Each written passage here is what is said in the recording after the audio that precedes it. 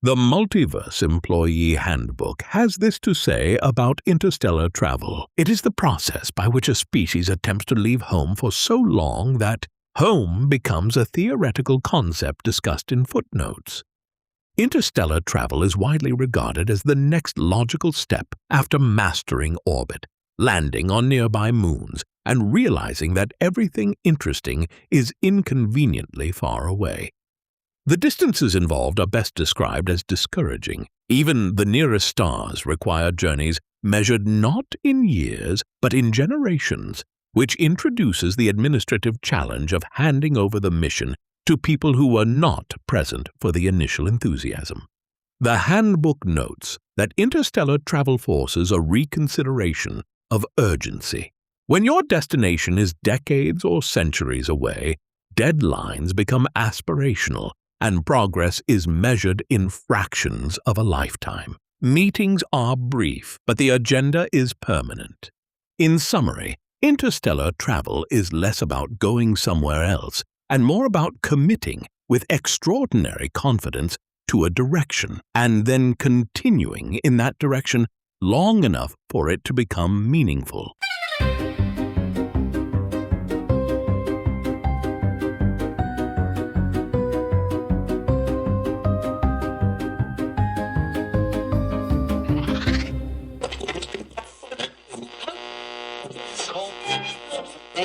You're tuned into the Multiverse Employee Handbook.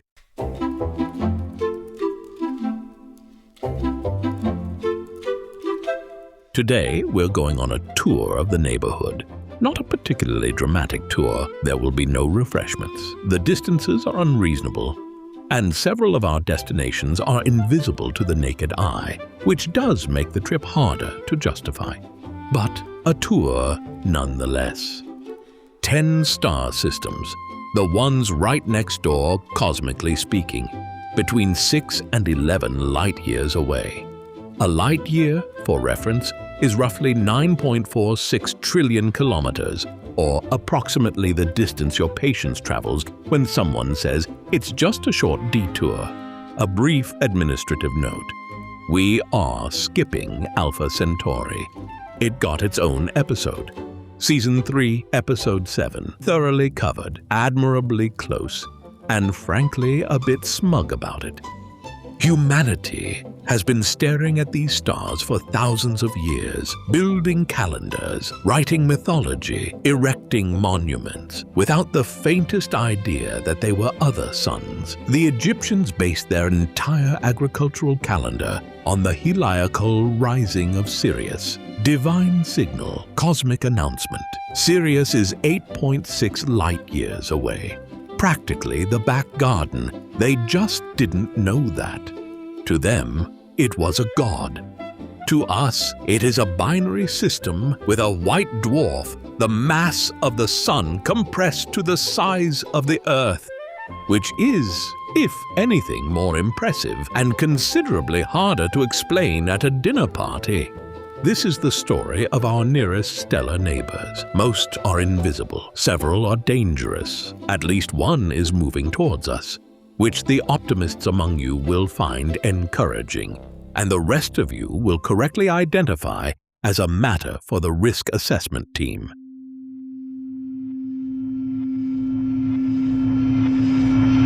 But first, gather round the quantum water cooler, my cosmically displaced colleagues, for a tale that would make even Friedrich Bessel question his measurements. In the fluorescent-lit realm of quantum improbability solutions, specifically in the Territorial Expansion and Acquisitions Division, which existed in a superposition of aggressive growth strategy, and we have no idea what we're doing. Brad from sales was having what could charitably be called a cartographic crisis. It had started, as these things often do, with a mandatory Q4 territory review. The square-haired boss stood at the whiteboard with the quiet confidence of someone who had prepared exactly one slide. Brad had a spreadsheet. Brad always had a spreadsheet. On this occasion, Brad's spreadsheet was essentially a list of reasons why this meeting should not be happening. "Right," said the boss. 10 nearest star systems. Assigned territory. I want quotas. Brad took a breath. Barnard Star, the boss began. 6 light years. First stop. No confirmed habitable planets, Brad said. Also, it's 10 billion years old and moving away from us at considerable speed. As leads go, it is not warm. The boss made a note, possibly the word potential. Lumen 16, 2 brown dwarfs, binary system. Brown dwarfs, Brad said carefully, are stars that attempted fusion and thought better of it. Their atmospheres are essentially Jupiter during a breakdown. There is no addressable market. Wise 0855. Brad looked at his screen. Surface temperature of -23 degrees Celsius. It is, technically speaking, colder than a freezer. It may not be a star at all. It is certainly not a sales territory. The boss pressed on. Wolf 359, an active flare star, prone to violent X-ray outbursts. Brad noted that the Federation had lost 39 ships there, and QIS had a worse safety record. Leyland 21185 had confirmed planets and was the brightest red dwarf in the northern hemisphere, which the boss found exciting until Brad pointed out that nobody had actually been there, and the name had now been mispronounced 4 different ways in a single meeting. Then came Sirius. The boss brightened. Everyone had heard of Sirius. Binary system, Brad said. Sirius B is a white dwarf, the mass of the sun compressed into something roughly the size of the Earth. Cold calling is logistically complicated. Luyten 726-8, Brad read aloud. Brightened 75 times its normal intensity in 20 seconds in 1952. He said nothing further. He felt the data spoke for itself. Ross 154, the boss noted with enthusiasm, was actually moving towards them. A warm lead, he said, visibly pleased with this. Brad wrote approaching flare star in the risk column and said nothing. Ross 248, Brad explained, would become humanity's closest stellar neighbor in approximately 33,000 years. The boss asked if they could get ahead of the relationship. Brad asked if the Q4 deadline could be moved to the year 35,000. This was noted as pending discussion. Epsilon Eridani, the boss announced, arriving at the final entry with the energy of a man who had been saving this. Confirmed planet, debris belts, enormous potential. Brad looked up from his spreadsheet for the first time in 20 minutes. It hosts the Babylon 5 station, sir, and the Reach colony from Halo. It almost certainly already has representation. There was a long pause. The boss capped his marker. The territory review was submitted. Brad's objections were logged as under consideration, which in QIS terminology meant they had been placed in a shared drive that existed in a superposition of accessible, and IT hasn't migrated it yet. The quota remained. The stars remained. The distance between the two remained, as it always had. Politely but firmly astronomical. And that brings us to the fascinating science behind our nearest stellar neighbors. Unlike Star Trek's conveniently populated galaxy, where every system within range seems to harbor a humanoid civilization with strong opinions about honor, the real neighborhood turns out to be considerably quieter and considerably older, and for most of human history, completely misunderstood. Because here is the thing. Humanity has been staring at these stars for tens of thousands of years. We built calendars around them. We named constellations, erected monuments, and wrote mythology onto the sky in ink and stone. The Babylonians were cataloging celestial omens as far back as 1200 BCE. The Egyptians constructed their entire agricultural calendar around the heliacal rising of Sirius, the moment each year when it first reappears at dawn above the horizon, signaling the imminent flooding of the Nile. To them, it was a divine announcement, a cosmic memo from the gods, arriving on schedule. Sirius is 8.6 light-years away. By galactic standards, it is practically next door. The Egyptians were basically consulting a neighbor for their farming schedule and had absolutely no idea. The Greeks formalized the 48 classical constellations and made genuine progress on the mechanics of the sky. Eratosthenes calculated the circumference of the Earth with impressive accuracy using shadows and geometry. Hipparchus catalogued hundreds of star positions. These were not small achievements, but the stars themselves, what they actually were, remained entirely unknown. They were lights, fixed, eternal, and arranged apparently for human benefit. This assumption held more or less for a very long time. The first crack appeared in 1838, when the Prussian astronomer Friedrich Bessel successfully measured the parallax of a star called 61 Cygni, the tiny apparent shift in a star's position when viewed from opposite sides of Earth's orbit. It was a fiendishly difficult measurement, and several astronomers had tried and failed before him. When Bessel got it right, the result was quietly staggering. 61 Cygni was approximately 10 light-years away.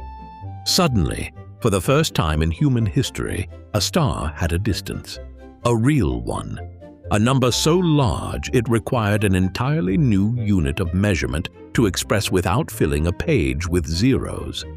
The universe, it turned out, was not a ceiling. It was a volume, an almost incomprehensible volume, populated by objects that were not lights at all, but suns, each one a potential center of its own system, its own worlds, its own story. And the nearest ones, the ones we'd been navigating by, worshipping, naming after dogs and hunters and bears, right there, practically underfoot, between 6 and 11 light-years away, sitting quietly in the cosmic equivalent of the adjacent postcodes waiting to be properly introduced. Most of them, as we'll discover, are red dwarfs, small, dim, ancient, and almost entirely invisible to the naked eye, which means that for all of recorded human history, we were largely ignoring our actual neighbors in favor of more photogenic strangers considerably further away, which is, when you think about it,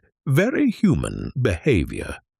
When we return from this brief interlude of stellar recalibration, we'll meet the neighbors properly, starting with the one that's been sprinting across the sky for 10 billion years and still hasn't arrived anywhere in particular.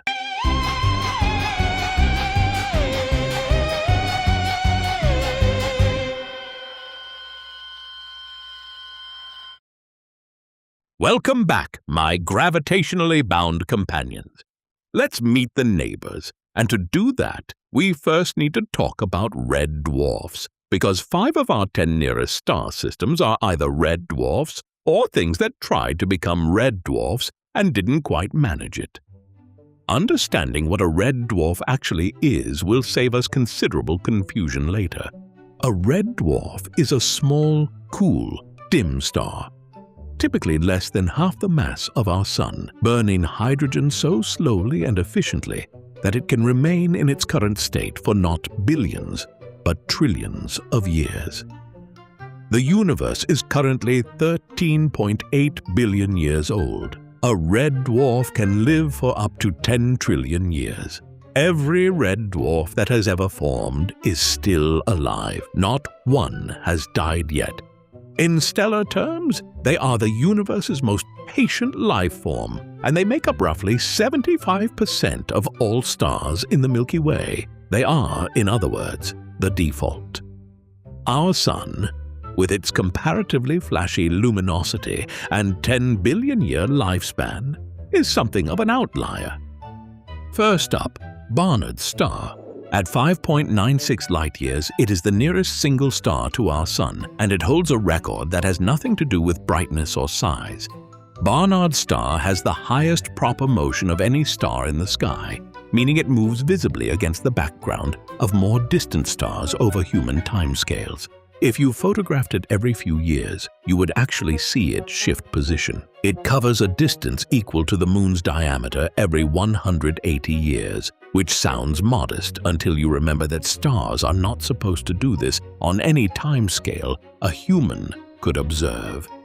It is approximately 10 billion years old, roughly twice the age of our Sun, and is heading in our general direction, though it will make its closest approach in about 10,000 years, at which point it will still be nearly 4 light-years away. There are no confirmed habitable planets. Brad was right. Next, Lumen 16, discovered in 2013, which deserves a brief pause. The third closest star system to Earth was discovered 11 years ago by a single astronomer trawling through infrared survey data. It had simply been missed. This is either a testament to how dim brown dwarfs are, or a commentary on how thoroughly we had been looking in the wrong direction. Possibly both. Brown dwarfs are the relevant category here. Lumen 16 is a binary system, 2 brown dwarfs orbiting each other, and brown dwarfs occupy an uncomfortable middle ground between planets and stars. They are too massive to be planets, but not quite massive enough to sustain hydrogen fusion the way a proper star does.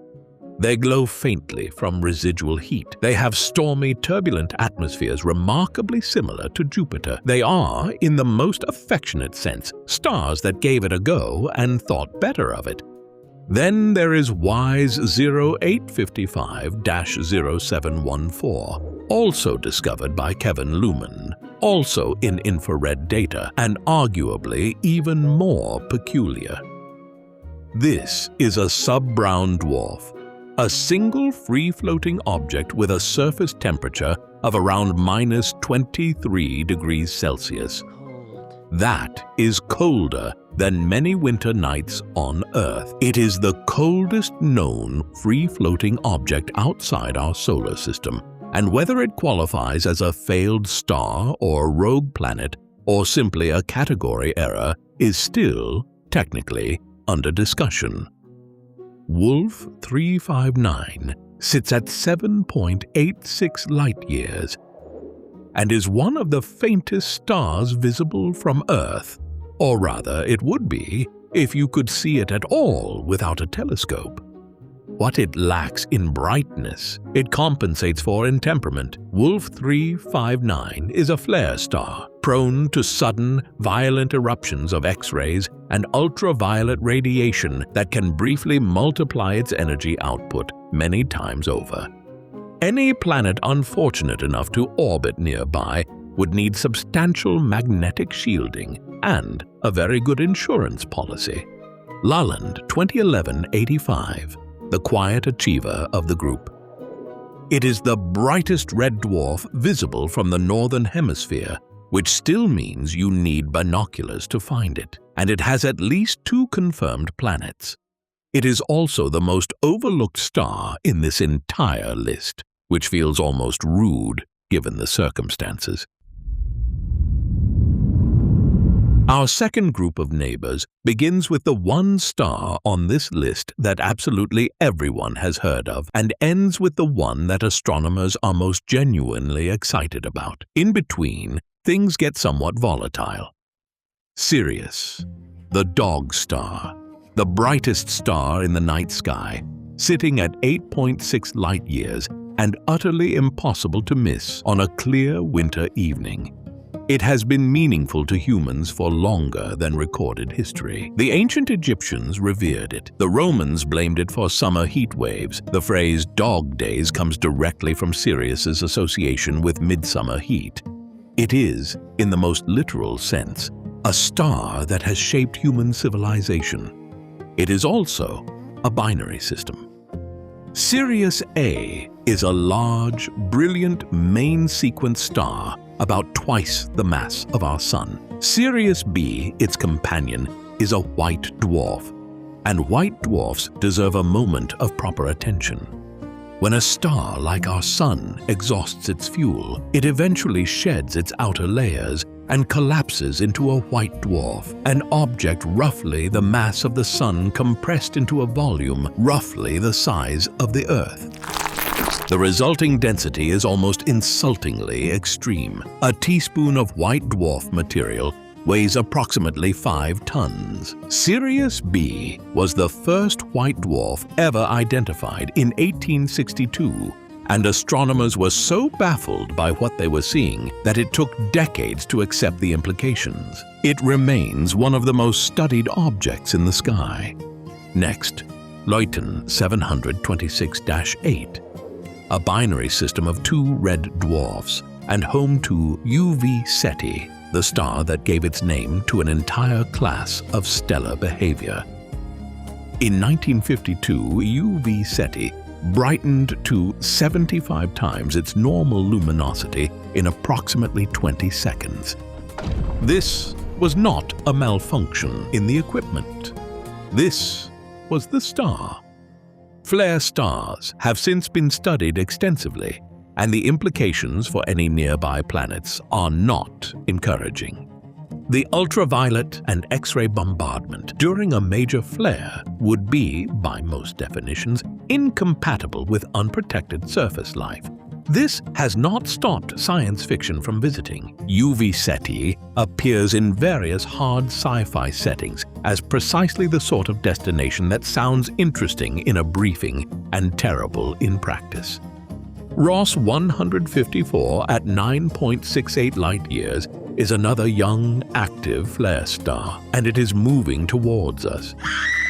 Not quickly enough to cause immediate concern, but directionally committed. It will make its closest approach in approximately 30,000 years.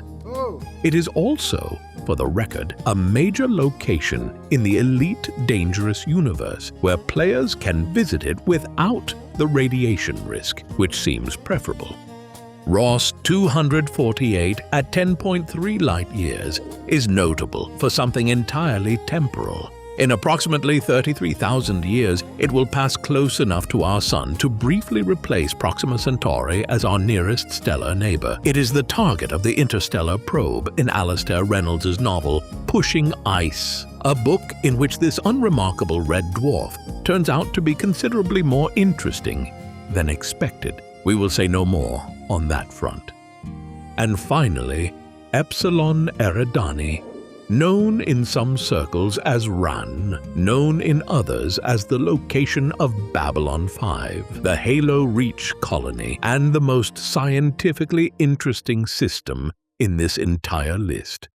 It is a younger analog of our Sun, a K-type star still surrounded by massive debris belts, with a confirmed gas giant called A-Gear, and strong evidence of ongoing planetary formation. It is, in short, our solar system as it may have looked several billion years ago, which means somewhere out there, around a star we've known about since antiquity, the story might just be getting started.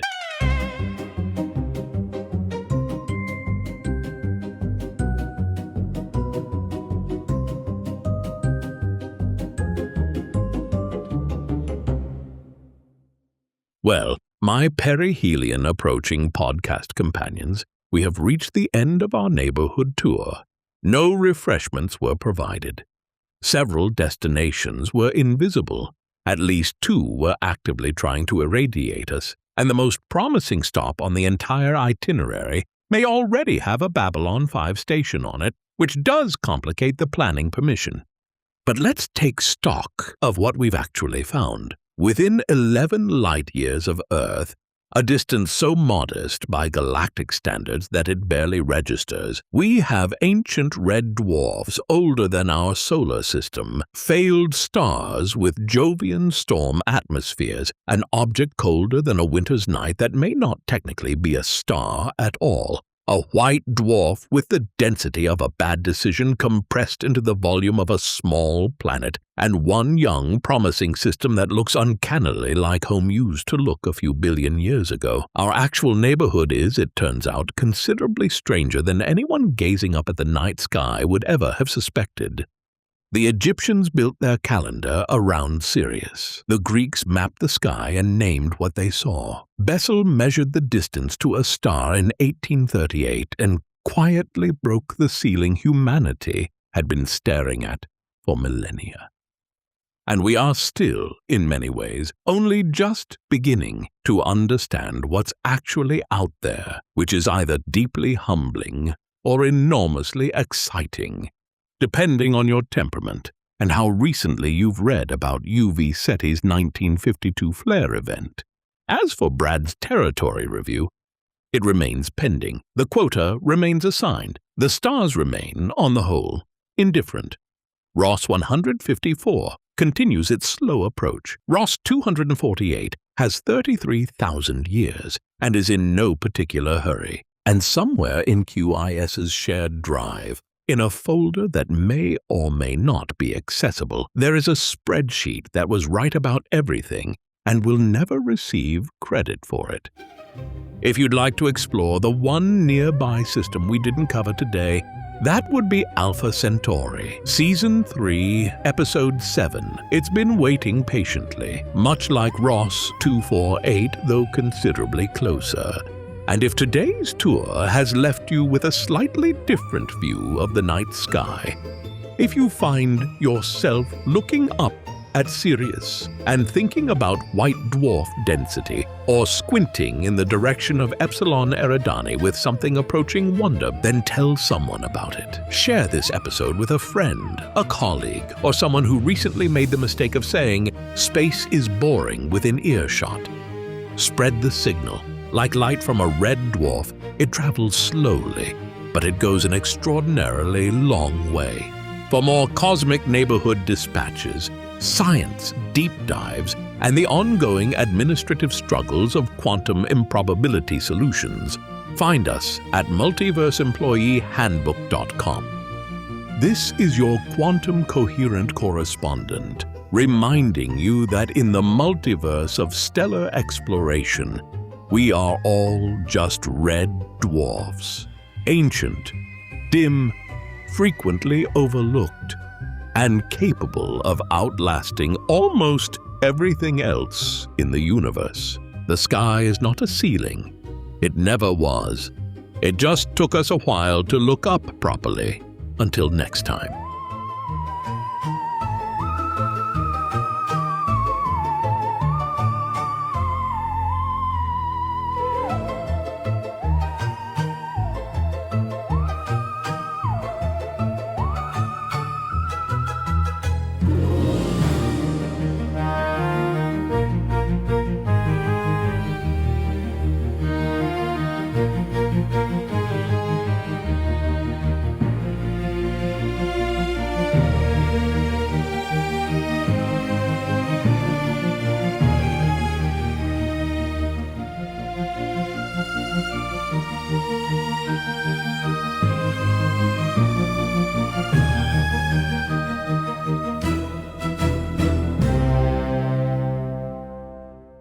And now the credits. The narrator, David, is a professional voice actor who has digitally cloned his voice, which, when you think about it, makes a lot of sense because it's the only way he could have ended up working for a company that spans the multiverse. Thumbnails are created using OpenArt and sound effects come from Pixabay. The music, background loops, including the end theme and everything else, the research, the writing, jokes, and sound editing is entirely made by me. My editing stack includes GarageBand and a silly old MacBook, an arrangement that proves that while the universe is infinite, the amount of processing power to make me sound coherent is just slightly more than this laptop possesses. To learn more about the show, visit our website and subscribe to our mailing list. Link is in the show description. Until next time, thanks for listening.